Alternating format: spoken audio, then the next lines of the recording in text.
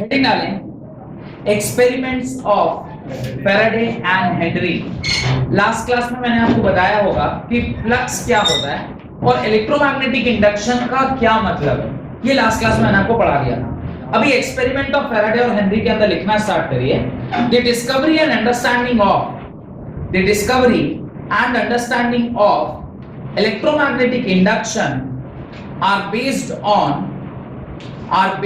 on a long series of experiments.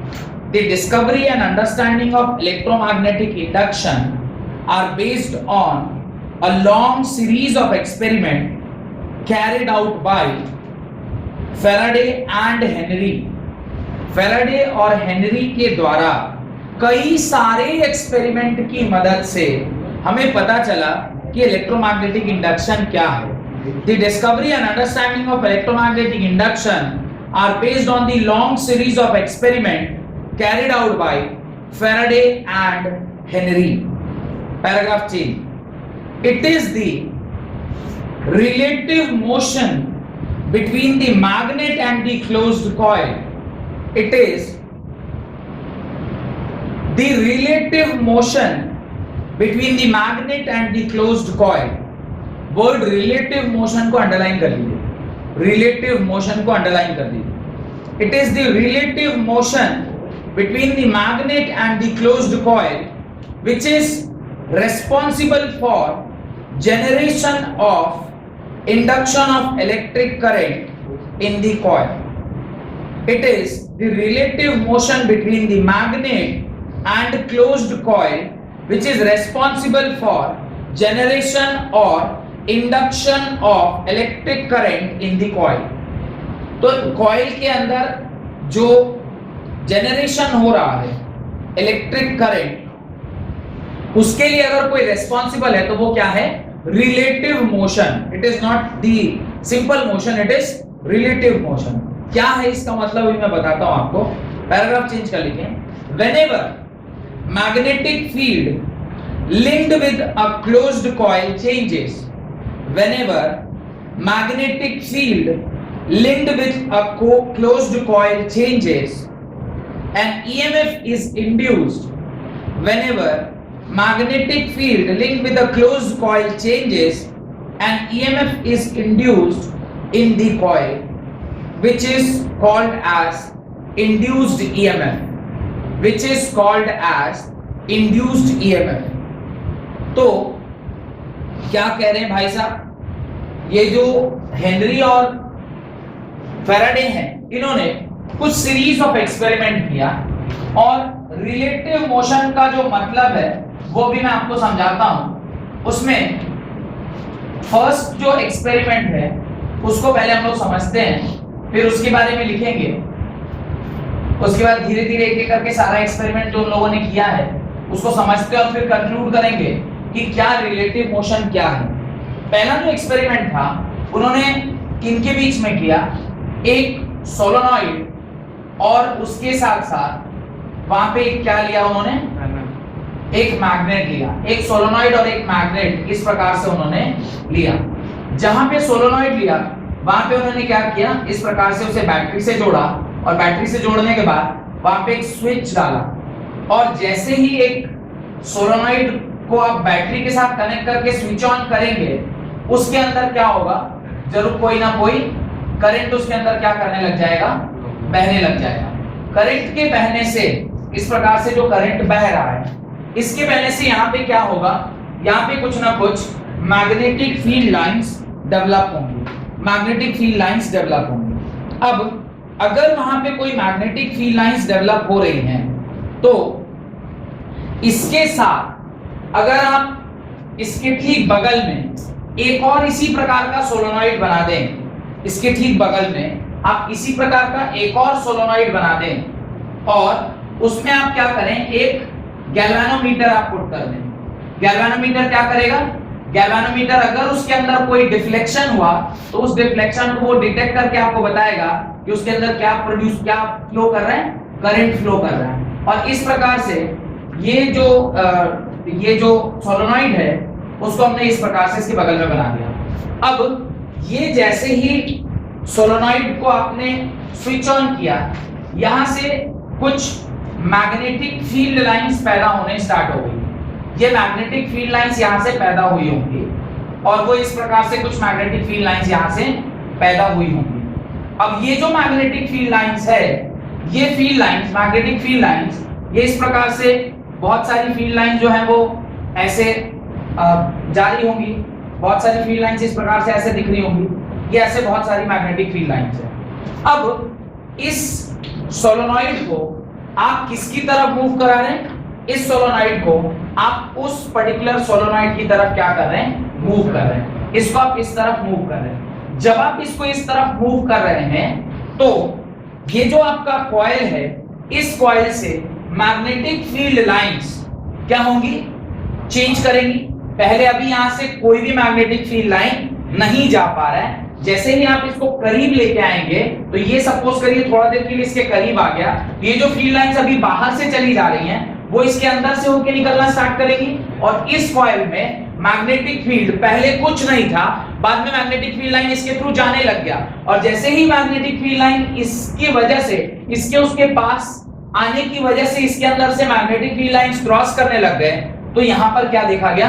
Deflection देखा गया। कब तक डिफ्लेक्शन देखा गया? जब तक मैं इसको लाकर उसके पास रख रहा हूं। फिर जैसे ही इसको उसके पास लाकर रोक दिया तो फिर मैग्नेटिक फील्ड लाइन जो इसके थ्रू क्रॉस हो रही है वो चेंज कर रही है या चेंज नहीं कर रही है?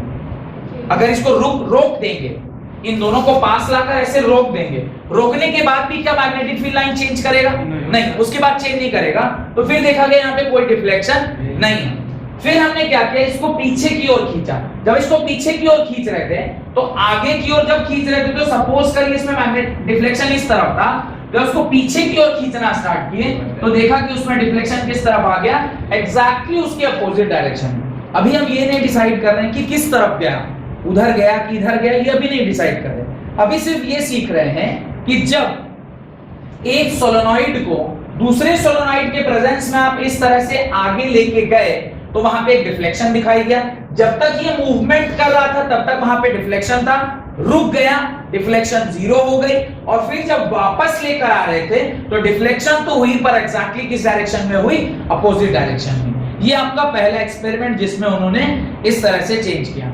एक्सपेरिमेंट करने के बाद उनको ये समझ में आया कि शायद हम लोग जो इसे मूव कर रहे हैं इसकी वजह से उसके अंदर क्या पैदा हो रहा है? डिफ्लेक्शन पैदा हो रहा है। ठीक है, तो अभी इस पर्टिकुलर डायग्राम के बाद मैं एक्सपेरिमेंट नंबर 2 का भी डायग्राम यहीं पे बना देता हूं ताकि पहले समझ लें, फिर उसके बाद हम लोग देखेंगे। अभी क्या किया, इस वाले जो आपका सोलेनॉइड है इसको अभी भी हम लोगों ने उसी प्रकार से बनाया हुआ था। ये एक्सपेरिमेंट नंबर 2 का डायग्राम बना रहा हूं। अभी भी इसी प्रकार से सोलेनॉइड को हमने बनाया हुआ था ऐसे, और उसमें हमने क्या लगाया था? गैल्वेनोमीटर इस तरह से लगा रखा था। ये आपका गैल्वेनोमीटर है। गैल्वेनोमीटर का और पोटेंशियोमीटर इन सब का डिफरेंस है। गैल्वेनोमीटर का जो कांटा है वो क्या रहता है? बीच में रहता है ताकि वो दोनों तरफ जा सके। अब हमने इस बार में ये जो आपका सेकंड एक्सपेरिमेंट है, सेकंड एक्सपेरिमेंट में हमने क्या किया? सेकंड एक्सपेरिमेंट में हमने इस सोलेनॉइड की जगह पर एक दूसरा सोर्स लिया। What was the second source? This time we have taken here a particular bar magnet. इस बार हमने बार मैग्नेट लिया। इसको मैं मान रहा हूं नॉर्थ पोल और इसको मैं मान रहा हूं साउथ पोल। अगर मैं नॉर्थ पोल और साउथ पोल ले रहा हूं तो इसके अंदर जरूर कहीं ना कहीं यहाँ पे मैग्नेटिक फील्ड पैदा होगी, जैसे उसमें पैदा हो रही थी उसी प्रकार से यहाँ कहीं भी मैग्नेटिक फील्ड पैदा हो रही है। इस प्रकार से इधर भी मैग्नेटिक फील्ड लाइन जा रही है। ये सारी फील्ड लाइंस हैं, ये इस तरह से मैग्नेटिक फील्ड लाइंस यहाँ से पैदा होकर निकल रही हैं। अब जब ये मैग्नेटिक फील्ड लाइन इस प्रकार से पैदा हो रही थी, हमने क्या किया? इस मैग्नेट को वापस से किसकी ओर धक्का लगाया? उसकी ओर। जब हमने इस मैग्नेट को इस तरफ धक्का दिया तो अगेन जो पहले यहां से मैग्नेटिक फील्ड लाइंस नहीं क्रॉस कर पा रहे थे, अब इसके आगे जाने से इसके अंदर से मैग्नेटिक फील्ड लाइन क्रॉस करना स्टार्ट कर दिए। मैग्नेटिक फील्ड लाइन जब क्रॉस किए तो वहां पे हमने क्या देखा? आगे डिफ्लेक्शन देखा। सपोज मैं इस डायरेक्शन में डिफ्लेक्शन देखा, सपोज, अभी मुझे पता नहीं किस डायरेक्शन में देखा, मैं कह रहा सपोज मैंने इस डायरेक्शन में डिफ्लेक्शन देखा। अभी अगर उस डायरेक्शन में डिफ्लेक्शन है तो फिर जब ये बार मैग्नेट रुका इसके अंदर भी डिफ्लेक्शन क्या हो गया? गायब हो गया। फिर हमने इसको जब पीछे किया तो देखा इस तरफ डिफ्लेक्शन आया, exactly in the opposite direction, जिस डायरेक्शन में पहले डिफ्लेक्शन आया हुआ था। तो हमने इसको जब पीछे किया तो deflection was in the opposite direction. अभी यहां से मुझे क्या समझ में आया? यहां से मुझे यह समझ में आ रहा है कि जब जब आप एक मैग्नेटिक फील्ड को कैरी करने वाले ऑब्जेक्ट को किसी एक कॉइल के पास लेकर जा रहे हैं या उससे दूर लेकर आ रहे हैं तो उसके अंदर डिफ्लेक्शन है, लेकिन अगर आप उसको रोक दे रहे हैं तो उसके अंदर डिफ्लेक्शन नहीं है। यानी जब कभी भी किसी बॉडी को उसके करीब हम लेके जा रहे हैं तो यानी उसके रिस्पेक्ट में अगर मोशन कर रहे हैं, ये रुका हुआ है, ये मोशन कर रहे हैं, तो इसको अगर आप इसके रिस्पेक्ट में मोशन करा रहे हैं तो वहां डिफ्लेक्शन दिखाई दे रहा है, और उसको चाहे motion is in the direction और इन द अपोजिट डायरेक्शन, वहां पे डिफ्लेक्शन दिखाई दे रहा था लेकिन रुक गया, ये यहां आके रुक गया, रुकने के बाद देयर वाज नो डिफ्लेक्शन। तो अभी साइंटिस्ट लोगों के दिमाग में क्या चल रहा होगा? साइंटिस्ट के दिमाग में ये थॉट प्रोसेस चल रहा होगा कि जब कभी भी मैं किसी बॉडी को जो कि मैग्नेटिक फील्ड कैरी करता है उसको अगर किसी दूसरे कॉइल के पास लेकर जा रहे हैं या उससे दूर लेकर जा रहे हैं तो उसमें क्या हो रहा है? डिफ्लेक्शन। डिफ्लेक्शन का मतलब क्या? उसके अंदर करंट आया तभी डिफ्लेक्ट करेगा। करंट कब आएगा? जब उसमें इंड्यूस्ड ईएमएफ आएगा। Induced EMF will produce induced current, और डिफ्लेक्शन आया मतलब इंड्यूस्ड करंट है, इसका मतलब इंड्यूस्ड ईएमएफ वहां पे रहा होगा। और इंड्यूस्ड ईएमएफ कैसे प्रोड्यूस हुआ? जब आप उस पर्टिकुलर जो मैग्नेटिक फील्ड कैरिंग ऑब्जेक्ट को उसके करीब या उसके दूर लेके गए। तो अभी भी साइंटिस्ट ये नहीं सोच पाए थे कि इसका एग्जैक्ट कारण क्या है, इज इट द मोशन और इज द मैग्नेटिक फील्ड। अभी भी वो यही सोच रहा है कि शायद मोशन करने से मैग्नेटिक फील्ड हो रहा है, इसलिए उसने क्या बोला? It is a relative motion between the magnet and the coil which is responsible for the generation of induct. Relative motion बोला उन दोनों को। अच्छा, एक और इसमें भी और बुद्धिमानी का काम क्या किया?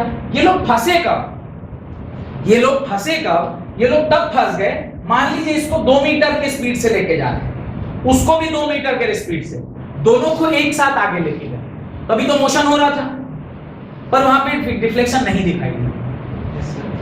जब दोनों को 2 मीटर पर सेकंड से आगे लेके गया गया, तो अगर मोशन वाज द रीजन कि आप मैग्नेट को मोशन दे रहे हैं, अगर वही रीजन है तो इसको भी आगे लिए, इसको भी आगे लिए, दोनों को आगे लिए, नो डिफ्लेक्शन। दोनों को पीछे लिए, नो डिफ्लेक्शन। लेकिन जब इसको पीछे लिए और इसको आगे लिए, अपोजिट डायरेक्शन में किए, then there was a deflection. समझ में आ रहा है क्या बोल रहा हूं मैं? दोनों को एक स्पीड से आगे लेके गए, कोई डिफ्लेक्शन नहीं। दोनों को एक स्पीड से पीछे लेके गए, कोई डिफ्लेक्शन नहीं। लेकिन एक को आगे और एक को पीछे, माने ऐसे ऐसे लेके जा रहे हैं, फिर वहां पे क्या देखा गया? Again deflection. यानी साइंटिस्ट वहां पर और भी फर्दर सोच पाए कि इसका मतलब कहीं ना कहीं motion is not the reason, relative motion is the reason. Motion मतलब बॉडी अगर मूव कर रही है तो उसमें डिफ्लेक्शन आना चाहिए, लेकिन आपने इसको भी मूव किया, इसको भी मूव किया विद द सेम स्पीड, इसके अंदर डिफ्लेक्शन नहीं आया। इसका मतलब कहीं ना कहीं motion was not the reason, relative motion was the reason.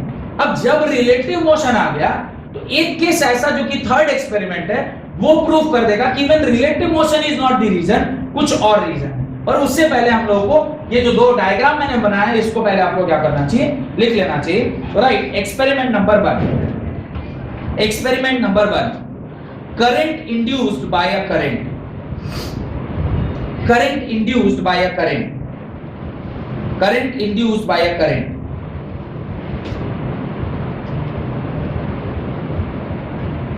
when two coils, when two coils C1 and C2, when two coils C1 and C2 having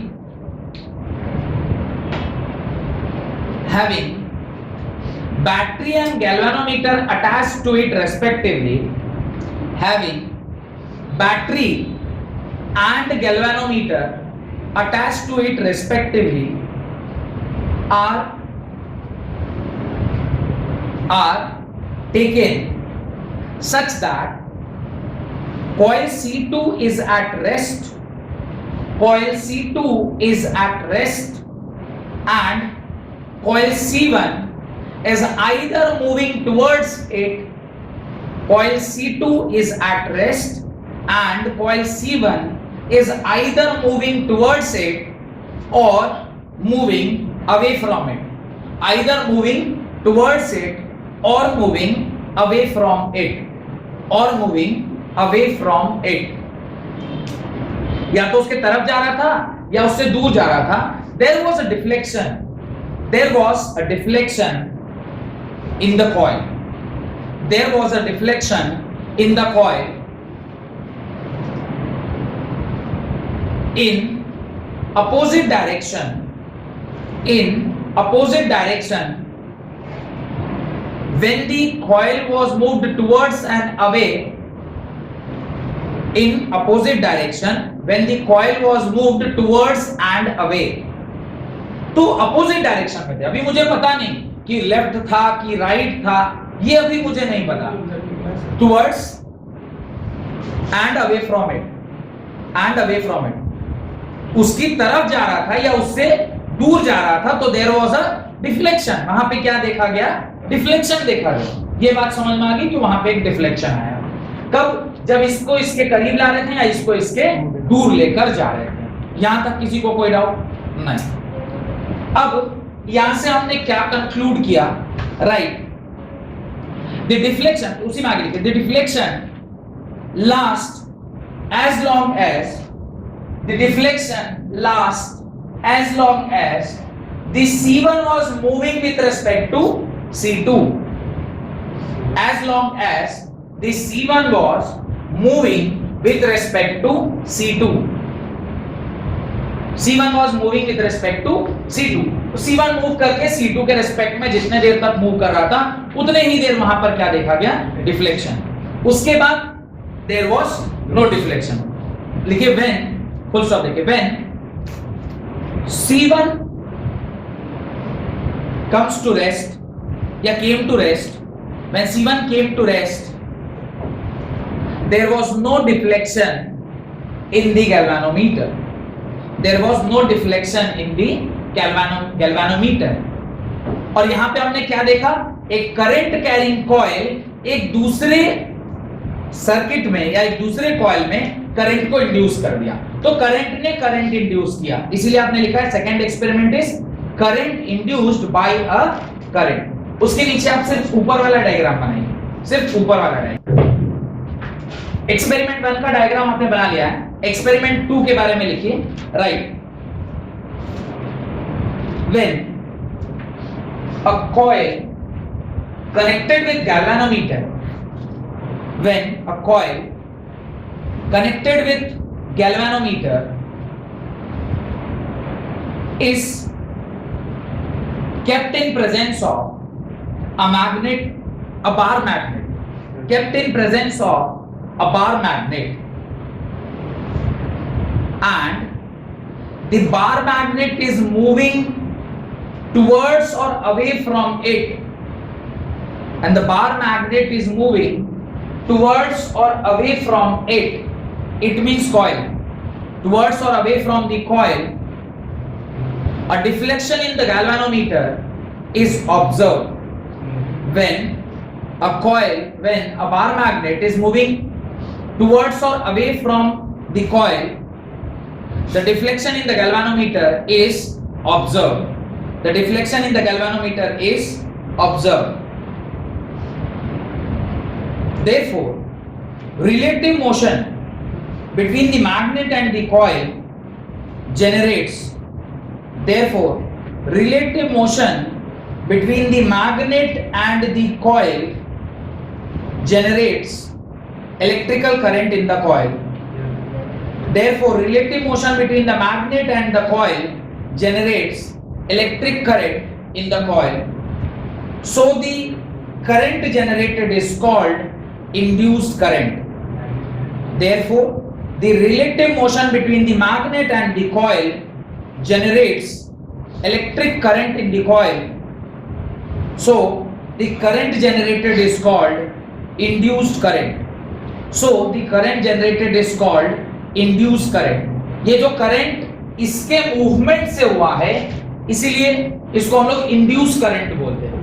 आगे लिखिए, when the coil was stationary, when the magnet was stationary, when the magnet was stationary with respect to the coil, when the magnet was stationary with respect to the coil, there was no deflection, there was no deflection in the galvanometer. तो कोई deflection वहां देखने को नहीं मिला, यानी ले देकर हम यही कंक्लूड कर पा रहे हैं कि जब भी मोशन है तो वहां पे डिफ्लेक्शन है, लेकिन मोशन नहीं है तो वहां पे डिफ्लेक्शन नहीं है। अभी तक तो यही जानकारी हमें मिल पाई है। तो अब ये सेकंड डायग्राम भी आप उसके नीचे बना लें। अब ये तो सारे साइंटिस्ट ही ना, ये सारे क्या थे? साइंटिस्ट थे। अब अगर ये साइंटिस्ट हैं तो इनके तो चूल मचती रहती है, और ये कुछ ना कुछ और उसके साथ कर रहे थे। तो करते करते इन्होंने देखा कि जब मैं पहले वाले केस में हो या दूसरे वाले केस में, अभी जो आपका ये कॉइल है और जो बार मैग्नेट है, मैं थोड़ी देर के लिए कॉइल और बार मैग्नेट को अभी समझाता हूं। ये सपोज करिए बार मैग्नेट है, दिस इज कॉइल, और इनके बीच में सपोज करिए इतनी दूरी है। अब ये दोनों को मैं एक साथ आगे ले गया, दोनों को मैं एक साथ पीछे ले आया, तो देखा there was no deflection, there was no deflection. फिर उन्होंने देखा कि अच्छा ठीक है, ऐसा करते हैं कि दोनों का ऐसे पार कर दें, माने दोनों को एक साथ दूर ले आते हैं और दोनों को एक साथ पास लाते हैं। अच्छा, जब एक साथ दोनों को दूर ले गए, एक साथ पास ले गए, तब वहां पे डिफ्लेक्शन दिख रहा था। तो अभी इनको थोड़ा सा डाउट हुआ, अगर मोशन वाज द रीजन तब तो फिर अब भी डिफ्लेक्शन होना चाहिए था, पर अभी डिफ्लेक्शन नहीं हो रहा था, because there was no relative motion. तो अभी ये पहला जो पॉइंट था कि motion between the coil and magnet, या motion between the coil and coil produces magnetic field, इस नोशन को इन्होंने गलत कर दिया। फर्स्ट जो नोशन था कि सिर्फ मोशन होना जरूरी है, उसको इन्होंने क्या कर दिया? गलत कर दिया। सेकंड, अब ये सेकंड माने कंक्लूजन, फर्स्ट पॉइंट जो था कि नहीं, अगर एक रुका हुआ एक मोशन कर रहा है तो हो रहा है, रुक जा रहा है तो नहीं हो रहा है, मोशन हो रहा है तो हो रहा है, रुक जा रहा है तो नहीं हो रहा है, ये पॉइंट जो था वो गलत हो गया। क्यों? जब दोनों को साथ में मूव कराया तो देखा देयर वाज नो डिफ्लेक्शन। तो पहला वाला पॉइंट जो कि मोशन होगा मैग्नेट या कॉइल का तो वो डिफ्लेक्ट करेगा, ये बात गलत होगी। फिर उन्होंने कहा कि जब हम इन दोनों को एक दूसरे के रेस्पेक्ट में रिलेटिवली मूव कर रहे हैं तो वहां पे डिफ्लेक्शन आ रहा है, तो एक रिलेटिव वर्ड वहां ऐड कर गया, इसलिए मैंने आपको अंडरलाइन करवाया होगा। अंडरलाइन करिए रिलेटिव वर्ड। देखिए जहां पे आज की क्लास आपने स्टार्ट की वहां पे लिखा है it is the relative motion, आपने रिलेटिव मोशन को क्या कर दिया? अंडरलाइन कर दिया। लेकिन एक्सपेरिमेंट नंबर 3 वो रिलेटिव मोशन को भी क्या कर दिया? गलत प्रूव कर दिया। कैसे? एक्सपेरिमेंट नंबर 3 को देखते हैं। एक्सपेरिमेंट नंबर 3 में उन्होंने क्या किया, ध्यान से देखिएगा तो समझ में आएगा। What they did in experiment number 3। Experiment number 3 के अंदर उन्होंने एक अजीबोगरीब घटना हुई। क्या हुआ?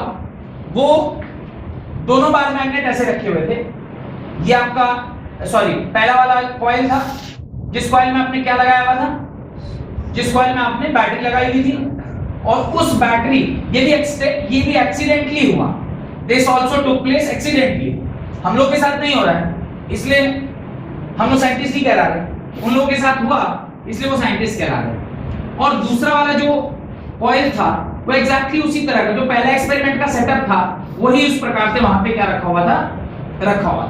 अब कुछ सोच रहे होंगे कि चलो ऐसा करते हैं वैसा करते हैं, ऐसे कुछ दिमाग में उनके चल रहा होगा। तभी अचानक से क्या हुआ कि जैसे ही इसने यहां पर अभी कुछ मूवमेंट नहीं हुआ, ऑफ था, उसने जैसे ही क्या किया? ऑन किया। जैसे ही ऑन किया दिखा या तो डिफ्लेक्शन दिखाई दे रहा है। जैसे ही ऑन किया, दोनों पास पास रखे हुए थे, इतने पास कि ये इसके रेंज में था, तो जैसे ही उसको ऑन किया उधर डिफ्लेक्शन दिखाई दिया। अच्छा, फिर एक बार ये ऑन हो गया, फिर देयर वाज नो डिफ्लेक्शन। फिर जब इसको ऑफ किया तो दिखा again there was a deflection. अब ये साइंटिस्ट लोग को क्या किया? हैरानी में डाल, एक कंफ्यूजन में डाल दिया। अभी मोशन भी नहीं हो रहा है, रिलेटिव मोशन भी नहीं हो रहा, दोनों रेस्ट पर है, फिर भी वहां पे कैसे करंट दिखाई दे रहा है? क्योंकि अगर यहां डिफ्लेक्शन, इसके ऑन करते ही अगर यहां डिफ्लेक्शन दिख रहा है, इसका मतलब यहां इंड्यूस वो ईएमएफ हुआ होगा, और वो इंड्यूस ईएमएफ इसमें करंट पैदा किया होगा। तो कहीं ना कहीं ये कुछ हमारे एक्सपेरिमेंटल लॉजिक में गड़बड़ी है। फिर अब इसने क्या पूरे एक्सपेरिमेंट को एक अलग नजरिए से देखने की कोशिश की, और वो क्या नजरिया पहले मैं आपको समझाता हूं, और फिर देखेंगे कि क्या experiment number 1, experiment number 2, experiment number 3 में वो बात ट्रू हो रहा था कि नहीं हो रहा। अब उन्होंने सोचा कि motion is not the reason, relative motion is not the reason, इसका मतलब कहीं ना कहीं चेंज इन फ्लक्स ही रीजन रहा होगा। चेंज इन फ्लक्स मतलब सडनली वहां पे जीरो मैग्नेटिक फील्ड क्रॉस कर रहा था, अगर वो 0 से बढ़कर 10 या 20 हो गया या 30 हो गया या 40 हो गया, तो अभी there is a change in magnetic field, और जैसे ही चेंज इन मैग्नेटिक फील्ड हुआ वहां डिफ्लेक्शन देखने को मिला, फिर मैग्नेटिक फ्लक्स कांस्टेंट हो गया, फिर देयर वाज नो डिफ्लेक्ट, मतलब वहां पे फिर कोई और आपको डिफ्लेक्शन नहीं दिखाई दिया। फिर जब इसको क्लोज किया, जैसे इसको क्या किया, क्लोज किया, अब क्लोज किया तो again there was a deflection, मतलब क्लोज किया तो अभी क्या हुआ, फिर से मैग्नेटिक फील्ड कम होना स्टार्ट हुआ, और जब मैग्नेटिक फील्ड कम हुआ तो there was a change in flux, change in flux हुआ तो फिर से वहां पे क्या देखा गया, डिफ्लेक्शन देखा गया। यानी motion is not the reason, relative motion is not the reason, changing flux या change in the magnetic field is the reason of electromagnetic induction. अब आप जाइए अपने पहले पेज में जहां पर आपने पहली बार डेफिनेशन लिखा है और उसको एक बार पढ़िए। The phenomena of generation of current or EMF by changing the magnetic field is known as electromagnetic induction। अभी ये चेंजिंग मैग्नेटिक फील्ड, मैंने कहा था कि चेंजिंग मैग्नेटिक फील्ड अंडरलाइन कराए थे, बोलिए थे अंडरलाइन कर लीजिएगा। चेंजिंग मैग्नेटिक फील्ड का मतलब हमें इस तीनों एक्सपेरिमेंट के बाद समझ में आया, it is not the motion, it is not the relative motion, it is the changing magnetic field which is producing induced EMF and in turn it is producing induced current। अब पहले वाले experiment को ध्यान से देखिए, क्या हो रहा था पहले वाले एक्सपेरिमेंट में, अभी दोनों कॉइल रखे हुए थे, ये कॉइल इसके नजदीक आया, अभी कॉइल जब इसके नजदीक आ रहा है, अभी बहुत दूर है, जीरो फील्ड्स आर पासिंग, जैसे जैसे इसके नजदीक आ रहा है, इसके थ्रू जो इसका जो गोल है, कॉइल है, उससे जो फील्ड लाइंस है वो क्रॉस होना ज्यादा स्टार्ट हो जाएंगी। जैसे जैसे आप इसको नजदीक लाइएगा ज्यादा number of field lines cross होंगी, फील्ड चेंज हो रहा है, the magnetic field is changing, there is deflection. अच्छा, फिर मैं इसको यहां पे रोक दिया तो constant number of field lines are crossing through it. If the constant number of field lines are crossing, there is no change in the field, no change in field means no deflection, यानी induced EMF नहीं होगा।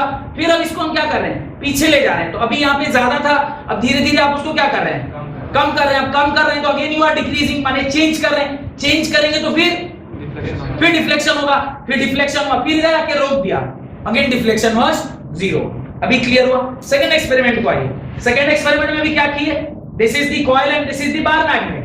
Bar magnet को जब इसके पास ला रहे थे तो bar magnet का इलेक्ट्रिक फील्ड लाइंस इधर है, अब वो इलेक्ट्रिक फील्ड लाइन जैसे जैसे बार मैग्नेट के उसके कॉइल के पास आया, उस कॉइल से फील्ड लाइंस क्या हो रहे हैं, बढ़ते जा रहे हैं। अगर नंबर ऑफ फील्ड लाइंस बढ़ रहा है, you are changing the magnetic field, if you are changing the magnetic field, वो क्या प्रोड्यूस करेगा, इंड्यूस्ड ईएमएफ।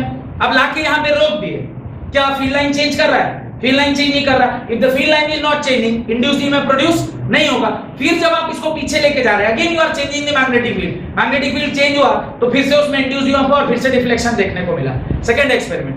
थर्ड केस में क्या हुआ, जब दोनों को एक साथ आगे पीछे कर रहे थे तो रिलेटिवली मैग्नेटिक फील्ड लाइंस बदल रहे थे क्या, अरे दोनों को एक साथ अभी दिखाया था ना, तो दोनों को जब एक साथ आगे ले गए तो मैग्नेटिक फील्ड चेंज नहीं हुआ, दोनों को एक साथ पीछे ले गए, मैग्नेटिक फील्ड चेंज नहीं हुआ तो डिफ्लेक्शन नहीं आया। लेकिन मैंने कहा अगर दोनों को अचानक से दूर ले जाइएगा, पहले जो फील्ड लाइंस थे उससे दूर ले गए तो फील्ड लाइन चेंज हो गया, डिफ्लेक्शन। दोनों का अचानक से पास जाइए, फील्ड लाइन चेंज कर गए, डिफ्लेक्शन। यानी ultimately motion was not the reason, relative motion was not the reason was change in magnetic field. और चेंजिंग मैग्नेटिक फील्ड ही क्या प्रोड्यूस करता है, इंड्यूस्ड ईएमएफ, और वो इंड्यूस्ड ईएमएफ इन टर्न क्या प्रोड्यूस करता है, इंड्यूस्ड करंट। समझ में आया? इसको स्टेटमेंट फॉर्म में लिखिए, right from all the experiment. अच्छा, थर्ड एक्सपेरिमेंट नहीं लिखा है, ओहो लिखिए, पहले थर्ड एक्सपेरिमेंट लिखिए। In third experiment the experimental setup used in first experiment, the experimental setup used in first experiment was experimental setup used in first experiment was taken in which the coil C1, in which the coil C1 which is attached to a battery was disconnected. The coil C1 but attached to a battery was disconnected, and the coil C2 was kept nearby it. The coil C2 was kept nearby it, उसके बगल में रखा हुआ। Near by it मतलब का मैं क्या मतलब बोलना चाहता हूं, उसके रेंज में, नियर बाई माने उसके रेंज में, full stop. When the switch off coil C1 containing circuit was on, there was a deflection in coil C2, there was a deflection in galvanometer। C1 के बाद मैं नहीं बोल पाऊंगा क्योंकि मैं तो अपने मन से बोल रहा हूं। There was a deflection in galvanometer। तो जब आपने इसके बैटरी को ऑन किया, यहां पे आपको क्या दिखाई दिया, डिफ्लेक्शन दिखाई दिया, full stop. Once the current started flowing through coil C1, once the current started flowing through C1, there was no deflection in C2, there was no deflection in C2। एक बार पूरा करंट यानी zero से current, क्योंकि याद रखिएगा current ऐसे नहीं होता कि जीरो से सीधे 100 जाता है, करंट 0, 0.1, 0.2 ऐसे होते हुए 100 तक पहुंचता है, ग्रेजुअली इंक्रीज करता है। तो जब एक बार अपना मैक्सिमम करंट को आ गया, फिर there was no deflection, again full stop. Again when the switch was off, when the switch was kept in off situation या off position, when the switch was kept in off position, when the switch was kept in off position, again there was a deflection in opposite direction, again there was a deflection in opposite direction in the coil C2, in the coil C2।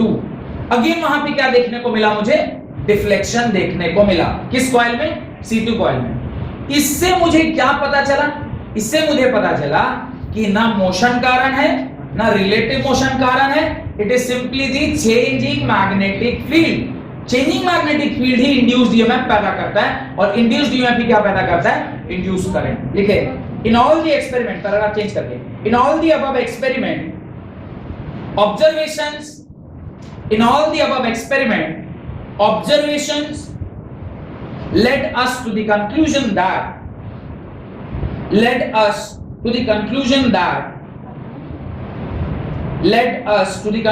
that the induced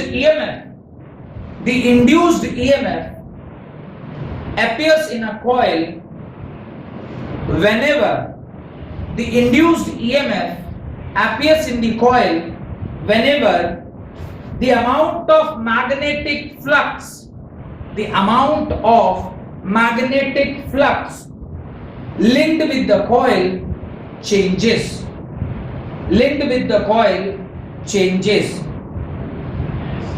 सिर्फ magnetic field का होना या magnetic उस field को contain करने वाले object का motion में होना, सिर्फ मैग्नेटिक फील्ड पोजेस करने वाले जो डिवाइस है उसका रिलेटिव मोशन में होना इज नॉट सफिशिएंट।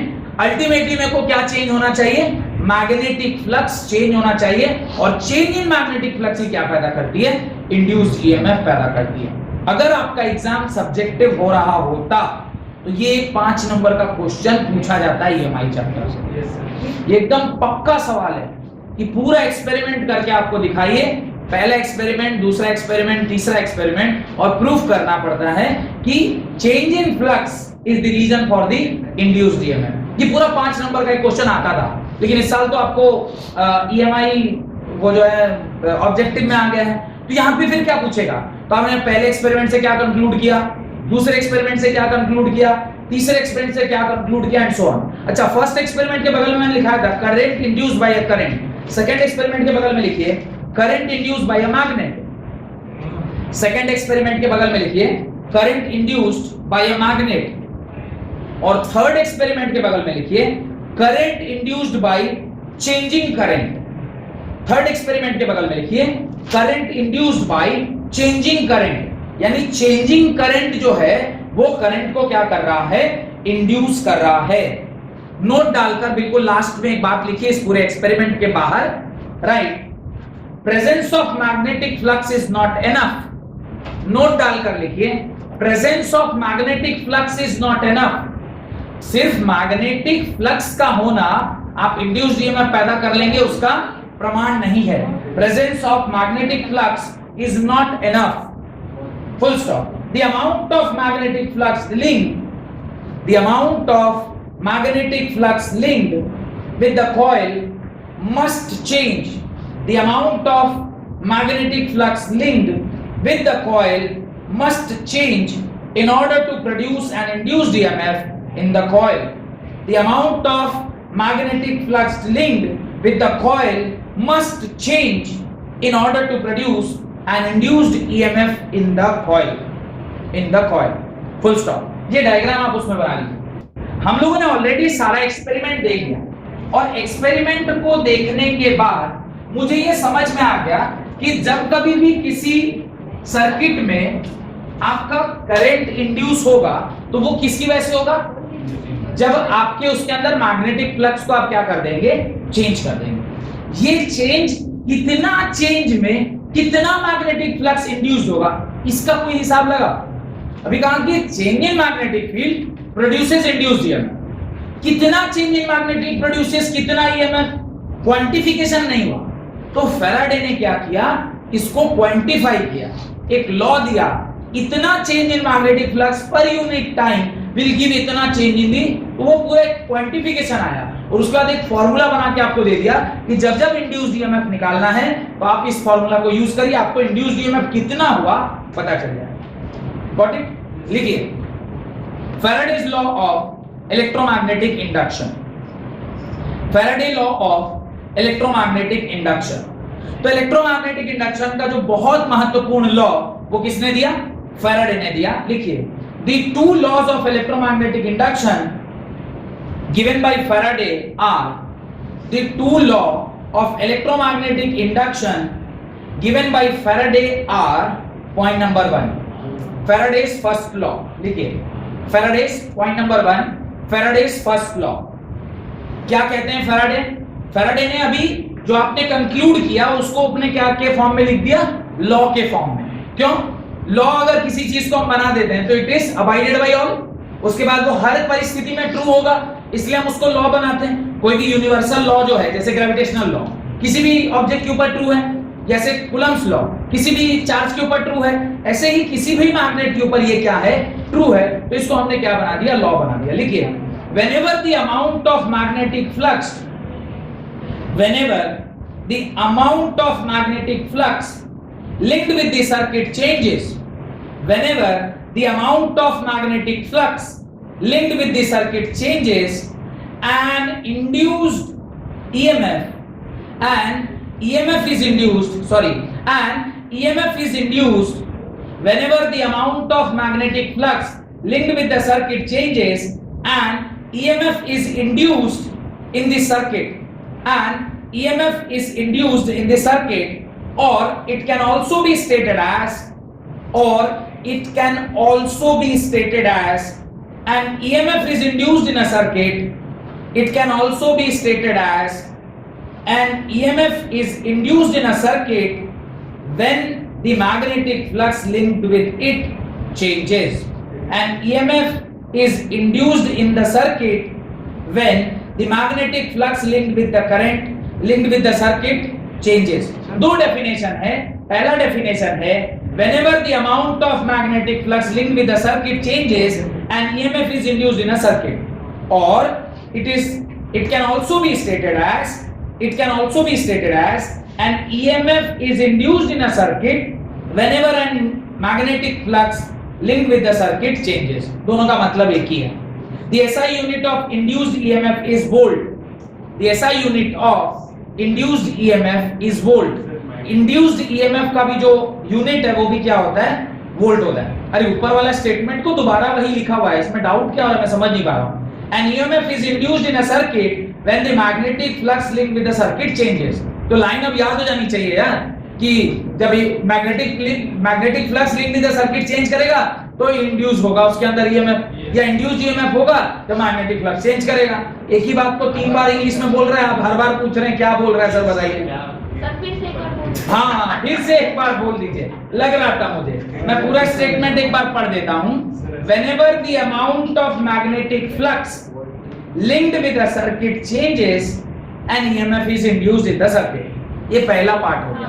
हाँ, वेरी गुड। और it can be stated as an EMF is induced in a circuit when the magnetic flux linked with the circuit changes। एक ही बात बोल रहा है, दोनों एक ही चीज है, खाली एक बार इंग्लिश में बोल रहा है, फिर दोबारा भी इंग्लिश में ही बोल रहा है। Full stop. The SI unit of induced EMF is, फिर से एक बार, अब तो तुम वीडियो देखना। The SI unit of induced EMF is voltage। The SI unit of induced EMF क्या है? वोल्टेज है। Got it? Paragraph change। The actual number of magnetic field lines, the actual number of magnetic field lines passing through the circuit, the actual number of magnetic field lines passing through the circuit does not depend on the value of induced EMF। Magnetic field line कितने cross कर रहे हैं उसके ऊपर वो depend नहीं कर रहा है induced EMF. The number of magnetic field line passing through the circuit does not depend on the value of induced EMF. Full stop. Induced current is determined by rate at which magnetic flux changes। Induced current is determined by the rate at which magnetic flux changes। अब इसने एक नई बात बताई जो आपको समझ में आना चाहिए कि करंट जो है वो कितना इंड्यूस हुआ है, ये डिपेंड किसके ऊपर कर रहा है? It is depending on the rate at which the magnetic field lines are changing। Rate at which the magnetic field lines are changing। यानी करंट कहीं ना कहीं किसके ऊपर डिपेंड कर रहा है? Rate of magnetic field changing. और rate of magnetic field changing को ही हम क्या बोलते हैं? Flux. Flux is the rate of magnetic field line changing per unit area. तो कहीं ना कहीं इंड्यूस्ड ईएमएफ किसके ऊपर डिपेंड कर रहा होगा? फ्लक्स के ऊपर। लिखें Faraday's second law. Faraday's second law definition लिखिए फैराडेज सेकंड लॉ का। Right. The magnitude of induced EMF, the magnitude of induced EMF, Faraday का दूसरा नियम। क्या बोला फैराडे भाई साहब ने? फैराडे भाई साहब ने बोला the magnitude of induced EMF. अब कितना इंड्यूस्ड हुआ है मैग्नेटिक फील्ड, माने इंड्यूस्ड ईएमएफ कितना हुआ है, उसका मैग्नीट्यूड आप कैसे निकालिएगा वो भी किसने बताया हमें? फैराडे भाई साहब ने। क्या बोला? The magnitude of induced EMF in a circuit is equal to the rate of change of magnetic flux through the circuit. The rate of change of magnetic flux through the circuit. वापस से मैं एक बार statement पढ़ रहा हूं। The magnitude of induced EMF in a circuit is equal to the rate of change of magnetic flux through the circuit। Mathematically आप लिख सकते हैं induced EMF is equal to induced EMF is proportional to rate of change of magnetic flux। Induced EMF किसके proportional है? Rate of change of magnetic flux। ये magnetic flux के ऊपर depend करता है। Magnetic flux rate of change. और उसी को जब आप मैथमेटिकली लिखिएगा तो आप लिखिएगा E is equal to minus d phi B by d t. E is equal to minus d phi B by d t. अब आपके मन में एक पहला डाउट यहां पर आना चाहिए। क्या आएगा आपका पहला डाउट? डी फाई क्या है? D phi is change in flux. Negative sign क्यों डाला? यही सबसे इंपॉर्टेंट चीज है जो यहाँ पे आपको डाउट आएगा। इसको फाई क्या है ये डाउट आ रहा है, माने इससे बड़ा बेहुदा हम आज तक नहीं है। इसको ये डाउट आ रहा है कि सर फाई क्या है? रामायण खत्म हो गया, अभी पूछ रहा सीता रावण की बीवी थी कि राम की बीवी थी? बेहुदा कहीं का। Rate of change of magnetic flux क्या है पहले ये देखिए।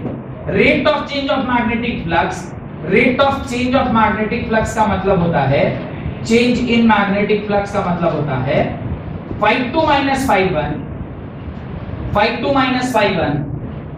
by T2 minus T1, T2 minus T1, phi2 minus phi1 by T2 minus T1। ये आपका चेंज इन फ्लक्स है। यानी time t is equal to t2 second पर कितना फ्लक्स चेंज हुआ, time t equal to t1 second में कितना flux change हुआ, उसके बीच का ratio is rate of change. ये लिख लीजिएगा उसके नीचे, और तब लिखिएगा नेगेटिव साइन का इंपॉर्टेंस। ये लिख लेने के बाद लिखिए नेगेटिव साइन का इंपॉर्टेंस। ये डब्बे में बंद कर लीजिएगा। Rate of change in magnetic flux is equal to phi2 minus phi1 by t2 minus t1, right? The negative sign in the above relationship indicate, the negative sign in the above relationship indicate, ये जो अभी मैं law आपको बता रहा हूं, मैंने जो नेगेटिव साइन का इंपैक्ट है, ये आपको पूरा पूरा एक लॉ पढ़ा के जाएगा जिसको हम लोग क्या बोलते हैं, लेंस लॉ। मैंने लॉरेंज लॉ बताया था। लॉरेंज लॉ क्या बोलता है, if the current is in clockwise direction it is south pole, if the current is in north direction माने anti clockwise direction it is north pole। अभी Lenz law बताता है कि जो जिसको पैदा किया वो उसी को क्या करता है, अपोज करता है। लेंस लॉ का क्या डेफिनेशन अभी तो मैं लिखवाऊंगा। लेंस लॉ कहता है कि जो जिसको पैदा किया वही उसको क्या करता है, अपोज करता है। जनरली ऐसा होता है, आपने अपने जीवन में भी देखा होगा। आप अगर किसी को कोई चीज सिखाते हैं तो पहला जो एप्लीकेशन है उसका वो आप ही पर अप्लाई करके यूज करो। माने आप उसको कुछ बुद्धि दिए कि ऐसे ऐसे देखो ये करना ये करना, वो पहला दांव आप ही पे चल देगा। माने गुरु पे ही सारा बुद्धि लगाना चालू, हम ही आप मेरे से ही आप ज्ञान पाए और हम ही को ईएमआई पढ़ाने लग गए। सही में वो बोल रहा पढ़ाऊंगा सर, रुक जाइए, कोर्स कंप्लीट होने दीजिए, ठीक है। तो लेंस लॉ यही कहता है कि जो उसको प्रोड्यूस करता है, प्रोड्यूस करने वाले को ही वो क्या करता है, अपोज करता है। ये जो अपोजिशन वर्ड है यही क्या है, ये नेगेटिव साइन है। ये नेगेटिव साइन कौन है वाला कि चेंजिंग मैग्नेटिक फील्ड से क्या हो रहा है, induced EMF. Ultimately one type of energy is converted into another type of energy. एक एनर्जी अगर बढ़ रही है तो दूसरी एनर्जी ऑब्वियसली घटेगी, और एक एनर्जी अगर घट रही है तो दूसरी एनर्जी ऑब्वियसली बढ़ेगी। तो एक नेगेटिव साइन तो बीच में आना ही आना है, क्योंकि one type of energy is converted into another energy. यहां पे क्या हो रहा है, मैग्नेटिक फील्ड की energy is converting into electrical energy. यहां पे यही हो रहा है ना। तो खैर आगे पढ़ेंगे, लिखिए the negative sign in the above relationship indicates that induced EMF in the loop, induced EMF in the loop due to changing flux. The negative sign in the above relationship indicates that the induced EMF in the loop due to changing flux always opposes the change in magnetic flux. Underline कर लीजिएगा, always opposes the change in magnetic flux, always opposes the change in magnetic flux। इस line को underline कर दीजिएगा। Lenz law आपको इसको बताएगा क्यों ऐसा होता है, क्या होता है एंड सो ऑन, जो कि अगली क्लास में पढ़ेंगे।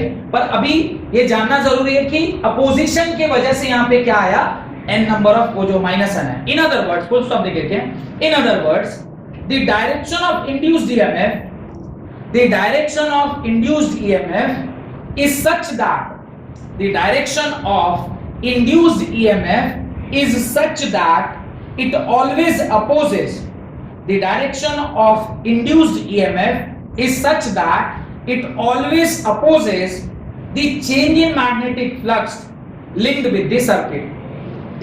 In other words, the direction of induced EMF is such that it always opposes the change in magnetic flux linked with the circuit। Got it? अब एक चीज और, ये जो induced EMF E है ये minus d phi b by किसके बराबर है, dt के बराबर है। ये तो उसलिए कि जहां पे एक नंबर ऑफ टर्न्स है, n नंबर ऑफ टर्न्स होगा तो इस फॉर्मूले को आप क्या लिखोगे, minus n d phi b by dt। इसको आप अपने डब्बे में लिख लीजिए। For n number of turns, for n number of turns E is equal to minus n d phi by dt। और यहां से एक चीज और मुझे समझ में आ रही है कि अगर नंबर ऑफ टर्न्स आप बढ़ाते हैं तो इंड्यूस्ड ईएमएफ क्या हो जाएगा, बढ़ जाएगा। क्यों? क्योंकि E is directly proportional to n number of turns. Number of turns बढ़ेगा तो इंड्यूस्ड ईएमएफ भी क्या हो जाएगा, बढ़ेगा। तो इसी डब्बे के नीचे एक लाइन ऐड करिए, the induced EMF can be increased, the induced EMF can be increased by increasing the number of turns n of the closed coil। The induced EMF can be increased by increasing the number of turns n of the closed coil। Then अगली class में induced EMF से induced current की जो परिभाषा है उसको निकालेंगे और लेंस लॉ के बारे में पढ़ेंगे। तब तक के लिए बहुत बहुत